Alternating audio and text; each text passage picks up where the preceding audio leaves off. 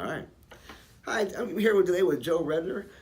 Joe has been an icon in Tampa, fighting for the rights of everybody, especially for First Amendment rights at the very beginning, Yeah. in regards to your clubs and things of that sort. Then First Amendment rights when it came to the free speech zones at political events.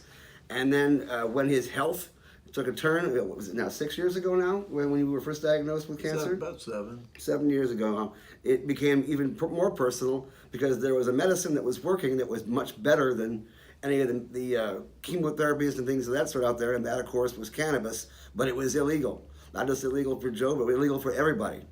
So Joe did his best to try to get homegrown. Well, I did. No, I just had it shipped in and I used it because it was my health, and the government has no business telling me that I can't attend to my health with the medicine that I choose.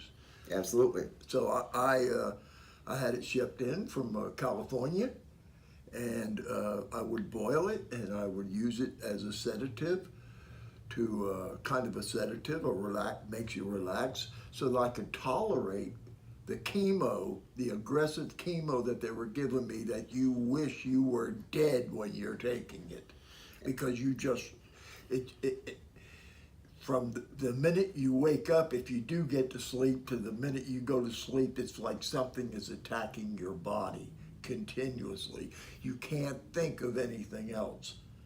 You can't, because you're concentrating on what it's doing to you and how you feel. So you use the marijuana, and I cooked my own, processed it, made my own marijuana. I used it to relax myself, and I could tolerate that stuff. I could think about other things. I could deal with my life other than just trying to come out of the cancer. And I ate properly. The marijuana helped me eat properly. And I exercised every day. Marijuana didn't keep me from exercising. I exercised high, if you want to call it that. I do not like to call it high because it's not the same as alcohol. Absolutely It's not the same as opioids. That's not the kind of high it is. And the people have a misperception of what it is, the high. They think they got drunk one time, they think, here, we got marijuana, we got the same thing. It's not the same. It's a relaxing thing, but it doesn't put you to sleep unless it's time for you to sleep. Right.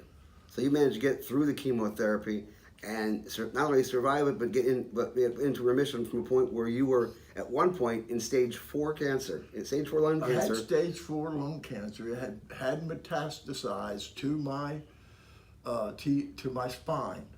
T10, and so I started getting chemo and radiation, and I did marijuana to keep myself in the place where I could do that.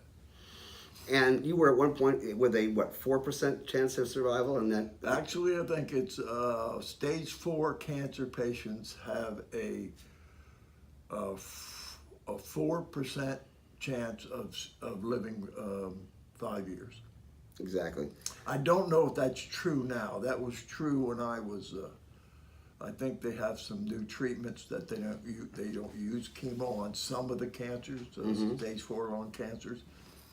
That they don't use chemo on. They use some other kind of stuff, other ways of doing it by attacking the cell itself and things like that. So it might be a little higher now, but at that time it was 5%, 4%. So you had access to the plant, and you managed to get through that 5 year and pay way past that 5 year with your access to the plant. So if you had access to the plant, then why were you the very first person to sue the state after Amendment 2 came through, saying we need to have home grow? Well, who was going to sue? Nobody was going to sue because all the people that were getting the licenses and have all the money were going to be the people that were going to be growing it. They don't want people growing at home. If people could grow at home, then they're not going to come.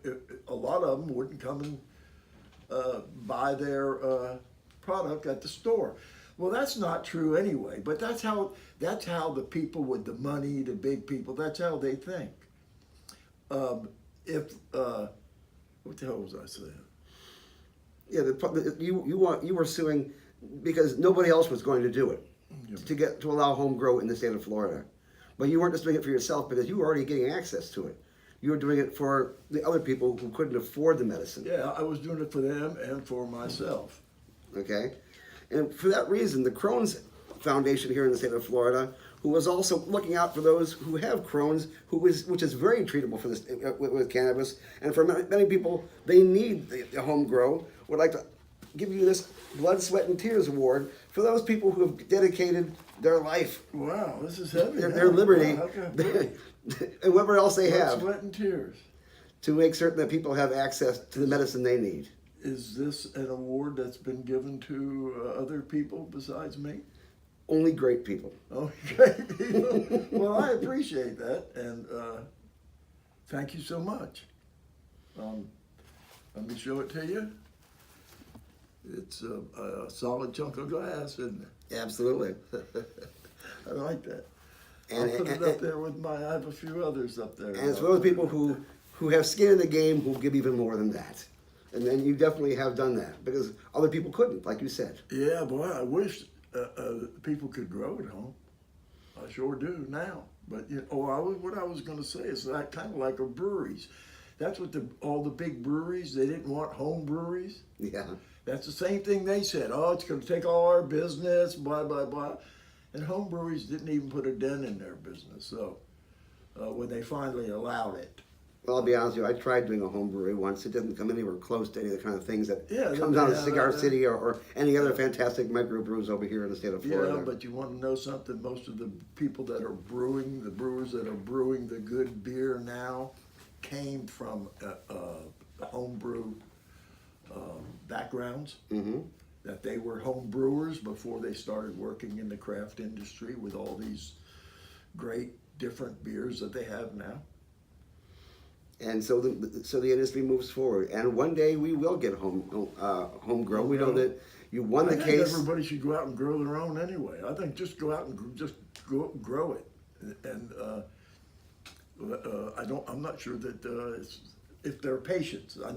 You have to be a patient. Yeah. The Constitution says you can. You can possess a plant growing or not. The fight's not over yet, even though we haven't won. We still have some stages to go through before it's over, and then I don't think I'll ever let it be over. Well, I think you have a right to grow your medicine at home if you can't afford it. It's just, not just if you can't afford it, you just have that right from the Constitution. It's a constitutional right. And that is what the judge said in the 2nd District Court over in Leon County. And unfortunately, we had an appeal from the governor's office that came through that stopped it and put it into the District Court of Appeals.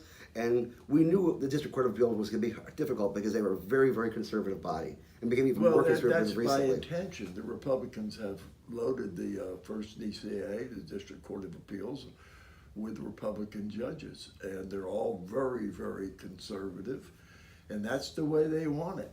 They're not for the people. Believe me, they ain't no John Morgans. They are not for the people. And so we're heading towards the Supreme Court. Is that correct? Well, we have another round in the first DCA we have to go through. We're asking for a rehearing, actually 2. A rehearing from the 3 that that they overlooked some of the issues. Gotcha. And they did.